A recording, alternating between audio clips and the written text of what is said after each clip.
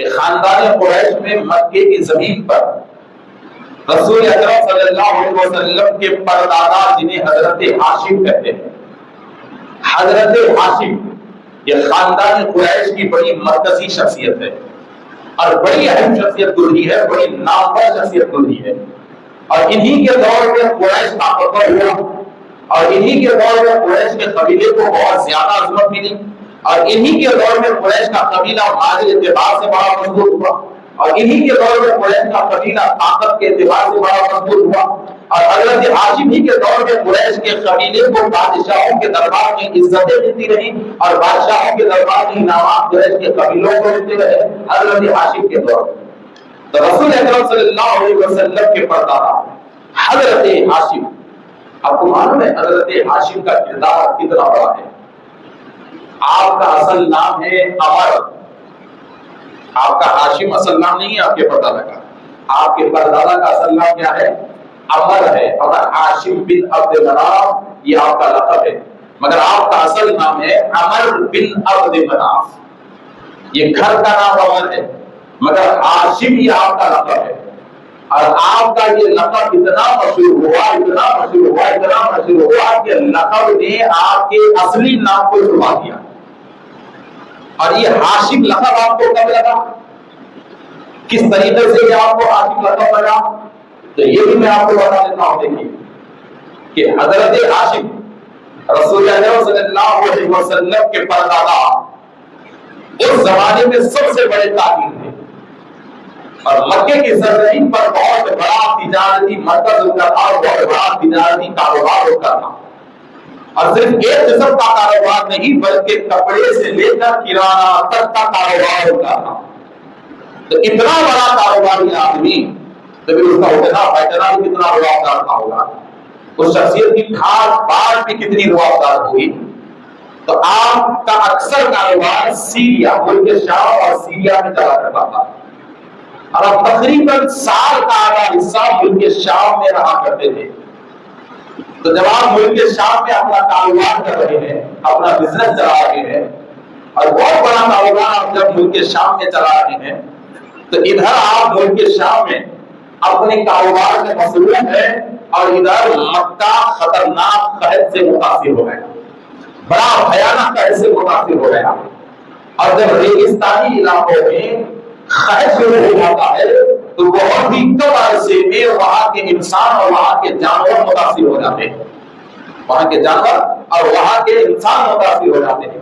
تو وہ قحط عمر بن عبد مناف رسول اکرم صلی اللہ علیہ وسلم کے پردادا کے دور میں وہ قحط اتنا خطرناک ہو گیا کہ اب لوگوں کے پاس کھانے پینے کو کچھ نہ رہا، جانور تک مرنا شروع ہو گئے، اور جب انسان ہر قسم کے کوشش سے عاجز ہو گیا اور نوبت بھوکے مرنے کو آ گئی، تو خبر رسول اکرم صلی اللہ علیہ وسلم کے پردادا تک چلے گئی کہ مکہ قحط کا سخت شکار ہو چکا ہے، اب لوگوں کے پاس کھانے پینے کو بھی کچھ نہیں ہے، اگر جانور پہ بھروسہ کر کے اگر وہ زندگی گزاریں کہ جانور دعا کر کے کھائیں تو جانور بھی روز مر رہے ہیں، ایسی حالت ہے۔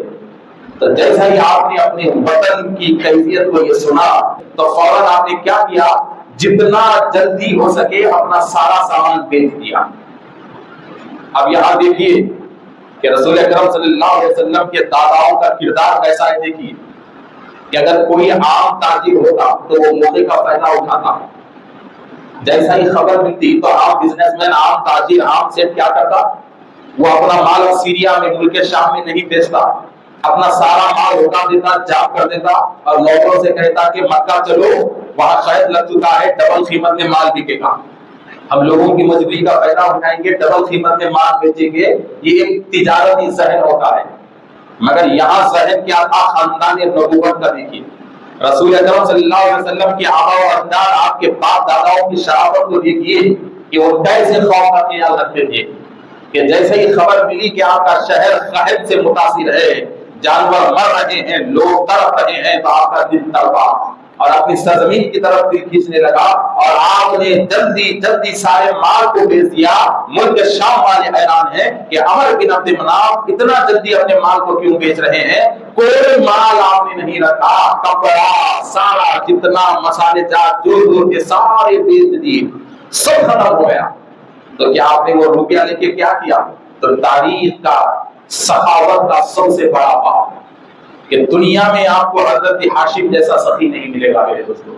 سخاوت کا سب سے بڑا باب، سخاوت کا سب سے بڑا کردار کہ میرے بھائی آج کے زمانے میں ایک وقت کے بھوکے کو کھانا کھلانا سب سے بڑی بات ہے، مگر اس زمانے میں کئی مہینوں تک رسول اللہ صلی اللہ علیہ وسلم کے پرداران نے اپنے گھر میں پورے مکے کو کھانا کھلایا.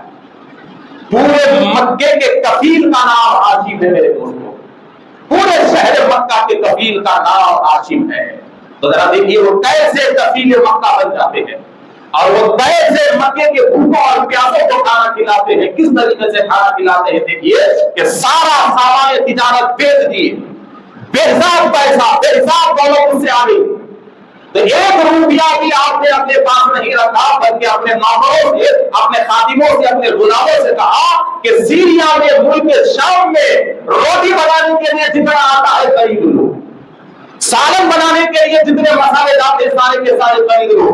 تو آپ کے غلام، آپ کے نوکر ملک شام کے مارکیٹوں میں پھیل گیا، جہاں جہاں سے آٹا ملتا گیا اٹھاتے تھے، اور جہاں جہاں سے سالن بنانے کے لیے مسالے جات ملتے ہیں سارے کے سارے اٹھا دیے اور سارے ملک شام کے مارکیٹ سے آپ نے آٹے کو ختم کر دیا. اتنا آٹا خریدا، اتنا آٹا خریدا کہ ملک شام سے سارے دکانوں سے آٹا ہی ختم ہو گیا اور سینکڑوں اونٹوں پر آٹا لا دیا گیا، اونٹوں کے پنڈیوں پر آٹا رکھا گیا، اونٹوں کی پنڈیوں پر سالن بنانے کے مسالے جات کو رکھے گئے. اور آپ نے نوکروں سے کہا کہ کوئی روک نہ ہوگی، بس آٹے کے تھیلے بھرتے رہو، مکہ نکلتے رہو، تھیلے بھرتے رہو، مکہ نکلتے رہو.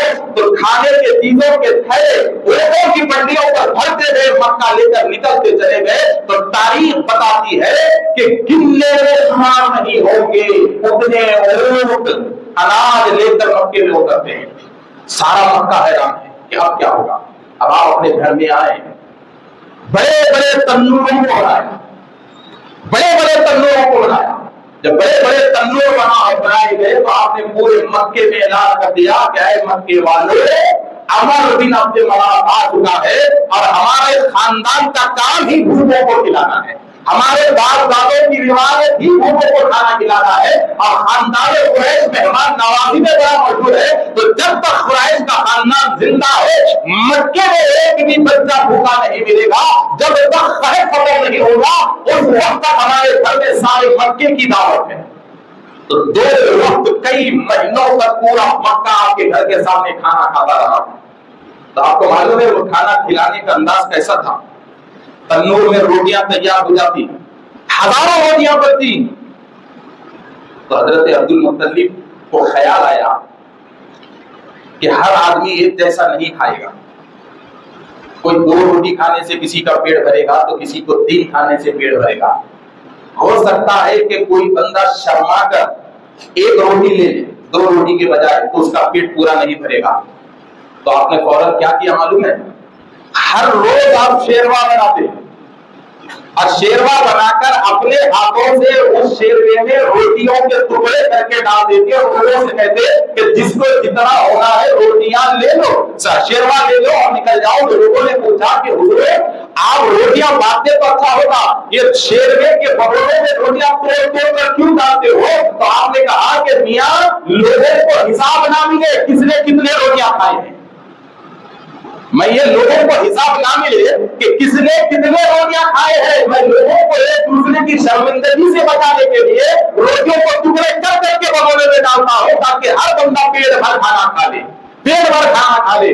تو کئی دنوں تک روٹیوں کے ٹکڑے کر کر کے آپ شیرے میں ڈباتے گئے اور کئی مہینے پر لوگ آپ کے گھر کا آنا، اپنے بگونوں میں شیروا روٹی بھرنا اور چلے جانا کئی مہینوں کے سلسلہ جاری رہا.